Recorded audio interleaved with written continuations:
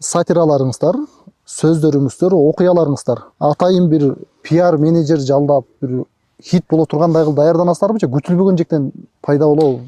Күтүлбөгөн ушундай репликалар болот. Элге ушундай немет боло турган.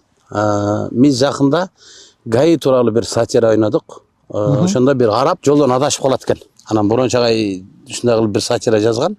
Бул ушул болгон окуя экен деп ушуну ойнойлу да, анан ойнодук да. Ши айл шария хайс деп сурайт да. Тиги араб келип, жана мен ГАИмин да. Анан мен ошол жерде ушинтип жооп бергем да. Ихтира сиротал мустаким деп. Алла жолунан Алланын туура жолу деген сөз экен. Мен эми дин алымдарынан уккан эмем ошол. Мен өзүмдүн эмем жок. Анан ушул аябай талкуу болду да. Ооба, биз көрдүк. Аябай. Булар минти, анан булар динне минчет, анан динданче, дини минчет.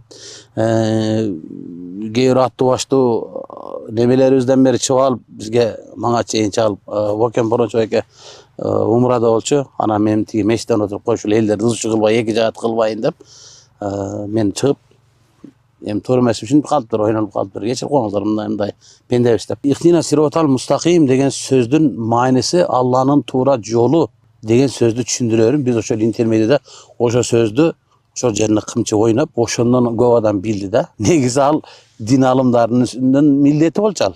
Ошол сөздүн мааниси ошондой экенин жеткирип коюш. Туурабы?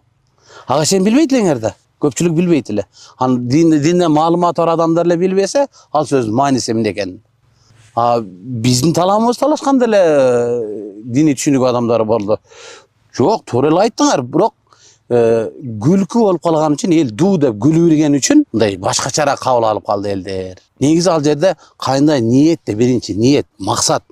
Ниет кандай, ниетте кандай максатта айтылышлы. Ошону эметпей туруп биздикилер кара эле окуй, булар дин дишилдин деп атат, анан динди мийтип атат, айтып атат. Мындан кийинки учурларда сиздерде кандай ой болду? Ошо көбү түшүнбөй калат экен, кошпой эле коелу деп ойлонуп калдыңыздарбы же жеткирүү максатта кошо бересиздерби дагы? Эми мындай, бул тууралуу алымдар менен айтканда ушинтип динди аралаштырбай эле койгулачы, мынткилечи, анткилечи, хорошо, макул, мейли динди алып коелу. Бирок саясий болобу же башка болобу, мүчүлүштүк, кемчилдик болсо бул айтылып туруш керек. Минтпей эле койгулачы, антпей эле койгулачы, ал болбойт да. Хорошо, эми дин өзүнүн жолу менен Аллага аралаштырбай эле коелу, макул. Бирок саясатта кемчилдик болобу, башка да болобу, аны биз айтып турушубуз керек.